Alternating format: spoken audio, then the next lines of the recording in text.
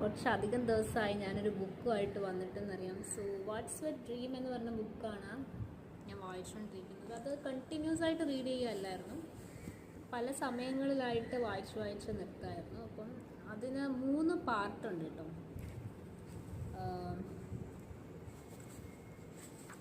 അതിന് ആദ്യത്തെ പാർട്ടെന്ന് പറയുന്നത് ഇൻട്രൊഡക്ഷനാണ്. സെക്കൻഡ് പാർട്ടെന്ന് പറയുന്നത് അതിൻ്റെ how to unlock, discover and define എന്നാണ് വരുന്നത്. How to unlock, discover and define your dream എന്നാണ് വരുന്നത്. അത് കഴിഞ്ഞിട്ട് അത് കുറച്ച് പ്രൊസീജിയേഴ്സൊക്കെ ഉണ്ട്.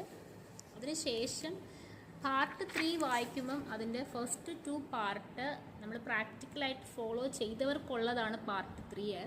സോ ഞാൻ ഈ ബുക്ക് വായിക്കുന്നതിൻ്റെ കൂട്ടത്തിൽ തന്നെ ഇതെല്ലാം practically I applied. So I am able to read part 3. Part 3 ഞാൻ വായിക്കാൻ പോവാണ്. അപ്പോൾ ഞാൻ വിചാരിച്ചു ഞാനതൊന്ന് പറയാമെന്ന് വിചാരിച്ചായിരുന്നു, സന്തോഷം. സോ അത് 2 ഫോളോ ചെയ്യാത്തവർക്ക് പാർട്ട് 3 അത് അവിടെ ഒരു കോഴ്സ് എടുക്കാനാണ് ഇതിൻ്റെ റീഡർ പറയുന്നത് കേട്ടോ. സൈമൺ സ്ക്വിബാണ് ഈ ബുക്കിൻ്റെ author. What is your dream? This is a very nice book.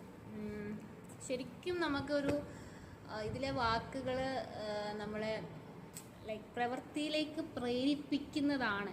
എന്നെ ഇത് വളരെ നന്നായിട്ട് ഇൻസ്പയർ ചെയ്തൊരു ബുക്കാണ്. എല്ലാവരും ഈ ബുക്കൊന്ന് വായിച്ചു നോക്കണം കേട്ടോ. വാട്ട് ഈസ് യുവർ ഡ്രീം എന്നുള്ള book. So it will definitely help to align with your purpose and dreams. ഇനിയിപ്പോൾ അങ്ങനെ പേർപ്പസ് ഡ്രീം കണ്ടുപിടിക്കാത്തവർക്കാണെങ്കിൽ അതൊന്ന് കണ്ടുപിടിക്കാനായിട്ട് ഈ ബുക്ക് ഒരു പരിധി വരെ ഒരു ഹെൽപ്പായിരിക്കും. പിന്നെ ഇതിൻ്റെ തേർഡ് പാർട്ട് എന്ന് പറയുന്നത് how to build a business that will fulfil your dream എന്നാണ് വരുന്നത്. സോ അതിനെക്കുറിച്ച് എനിക്കൊരു ഐഡിയ ഇല്ല, ഞാൻ വായിച്ചു തുടങ്ങാൻ പോകുന്നതേ ഉള്ളൂ. അപ്പോൾ ഈ ബുക്ക് സജസ്റ്റ് ചെയ്തുകൊണ്ട് ഞാൻ ഇന്നത്തെ പുസ്തക പരിചയ സെഷൻ ഇവിടെ അവസാനിപ്പിക്കുകയാണ്. ബൈ.